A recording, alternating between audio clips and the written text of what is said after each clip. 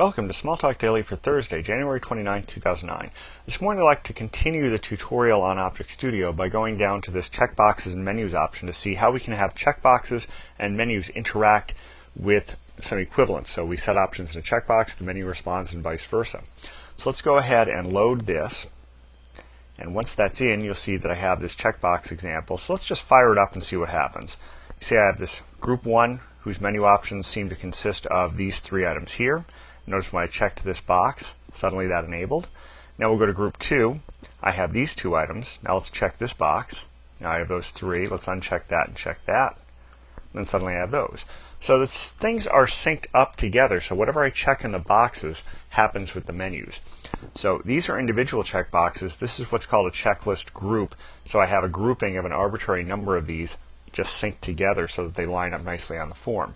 Let's close this though and take a look at how that works in the editor. So let's edit this, and you see that I have these two things here. I have the individual checkboxes, and then I have this thing which is a list of checkboxes. So let's take a look at an individual one by double clicking. Here we have option 1. We'll go to methods, and you see that its assigned method is set option 1. Not too terribly difficult. Now we'll go to number 2, same thing. Hit methods, set option 2. So that's pretty much how individual checkboxes work. Let's take a look at the list. You see here we have a list of labels, a list of assigned values, so it kind of automates that through this way. You can add or insert or delete items here. If I go to methods, you see that they all go to this CBList method, which is going to look in the list to see which one has been selected and either set or unset the value.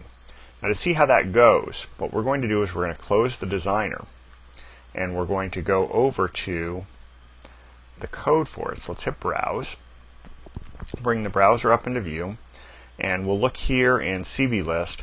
What it does is see item dict, which is the dictionary of options in group 2, and put the current value. So it does a get value on it. So all it does is index in, put the value, index in, put the value. And over here in the set option methods, you see here option 1, get value. If true, set it. If false, unset it.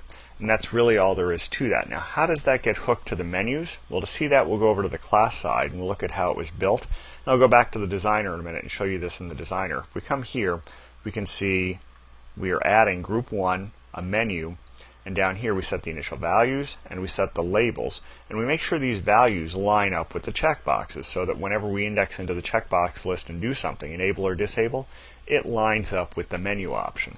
So that's really all there is to both of these things here. Again, these match up. Now if I go back to the designer for a minute, let's go ahead and edit this. I'll go and show you where the menus are. So let's pull that down. I'll go to the tools option here, menus, and you see here I have my group 1 menu, option 1, and you notice that I have option 2, option 3, and so on, checklist 1, checklist 2 down here. And that's how these things are all lined up. Everything is structured so that these values line up with the checkboxes, and then they all work when you either enable or disable. So we'll pretty much leave it there for today. That's about it. Until next time, have fun with Smalltalk.